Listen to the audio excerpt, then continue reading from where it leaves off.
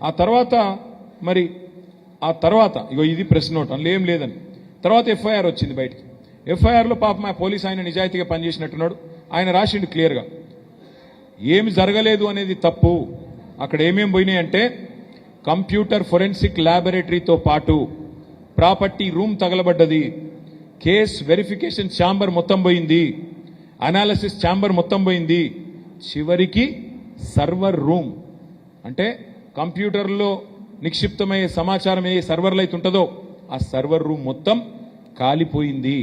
ఒకటి కాదు, property room, case verification chamber, analysis chamber, చివరికి సర్వర్ రూమ్ అన్ని పూర్తిగా కాలిపోయినాయని చెప్పి నేను చెప్పడం లేదు, ఎఫ్ఐఆర్ చెప్తా ఉన్నది. దీన్ని బట్టి మనం ఏమర్థం చేసుకోవచ్చు? విజయవంతంగా అనుకున్న పని చేసిండ్రు, విజయవంతంగా పకడ్బందీగా వేసుకున్న ప్రణాళిక పకడ్బందీగా అమలు చేసినారు. ఎందుకంటే ఒకసారిగా సర్వర్లు కాలబెట్టినాక ఇంకేముంటుంది కాడ? ఆధారాలు పోయింది, కేసు పోయింది, సర్వర్లు పోయినాయి, అందులో ఉన్న డేటా పోయింది. కుట్ర విజయవంతంగా ముఖ్యమంత్రి గారు పూర్తి చేసినారు. 50 కంప్యూటర్లు తగలబడ్డాయంట. ఇలా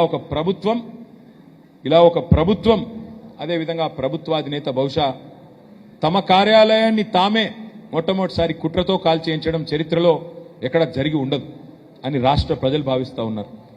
నేను ఇవాళ కేంద్ర ప్రభుత్వాన్ని సూటిగా డిమాండ్ చేస్తా ఉన్నా. ఎందుకంటే దొంగ చీకటి ఒకటైపోయినాయి, ఇక్కడ దొంగ చీకటి ఒకటైపోయినాయి. రాష్ట్ర ముఖ్యమంత్రే దొంగ, రాష్ట్ర ముఖ్యమంత్రి నేరగాడు. ఆయన కింద ఉండే శాఖలో ఇవాళ పూర్తి స్థాయిలో ఒక కుట్రపూరితంగా ఈ యాక్సిడెంట్ జరిగిందని రాష్ట్రం మొత్తం భావిస్తూ ఉన్నది. కాబట్టి నేను సీదా ఇవాళ కేంద్ర ప్రభుత్వాన్ని అడుగుతా ఉన్నా. ఇన్ని రోజులు మేనేజ్ చేసుకున్నాడు రేవంత్ రెడ్డి, కేంద్రంతో కూడా లాలూచిపడ్డాడు. పోయినప్పుడల్లా అమిత్ షా కాలు పట్టుకుంటాడు ఢిల్లీలో, లాలూచిపడి మేనేజ్ చేసుకున్నాడు.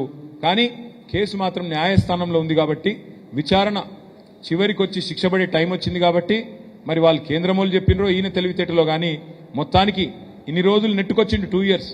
కానీ విచారణ చివరి దశకు వచ్చిన తర్వాత సాక్ష్యాధారాలను మాయం చేసే ఒక డెడ్లీ కుట్ర ఏదైతే ఈ రాష్ట్ర ముఖ్యమంత్రి చేసిండో దీనిలో నిగ్గు తేల్చాలి అని కేంద్ర ప్రభుత్వాన్ని నేను డిమాండ్ చేస్తా ఉన్నా. ఇది చిన్న చితకా విషయం కాదు, చిన్న చిల్లర విషయం కాదు ఇది. అందుకే నేను అంటా ఉన్నా, కేంద్రం వెంటనే స్పందించాలి. మీరు ఖచ్చితంగా ఒక రిటైర్డ్ జడ్జి గారిని అపాయింట్ చేసి ఈ కేసులో నిజం నిగ్గు తేల్చాలని చెప్పి మేము డిమాండ్ చేస్తా ఉన్నాం. ఇవాళ ఇందాక పోలీస్ అధికారులు చెప్పింది కూడా విన్నాను.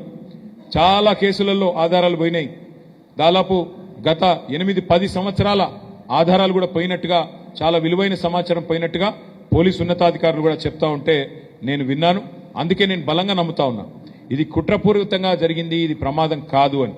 అందుకే మరి ఈ వివరాలు బయటికి రాకుండా కుట్రపూరితంగా ముఖ్యమంత్రి స్వయంగా ఈ రాష్ట్ర అధినేతనే స్వయంగా కుట్ర పన్నిండని చెప్పి మేము భావిస్తున్నాం. కాబట్టి రాష్ట్రంలో ఉన్న వేల కేసులకు సంబంధించిన ఆధారాలు ఇవాళ బుగ్గి చేసిండ్రు. కాబట్టి ఒక రిటైర్డ్ జడ్జి గారిని వేసి అందులో కీలకమైన ఫోరెన్సిక్ విభాగానికి సంబంధించిన నిపుణులు, పోలీసు ఉన్నతాధికారులు, కేంద్ర సర్వీసెస్ వాళ్ళని వెంటనే వేయాలని చెప్పి మేము డిమాండ్ చేస్తా ఉన్నాం.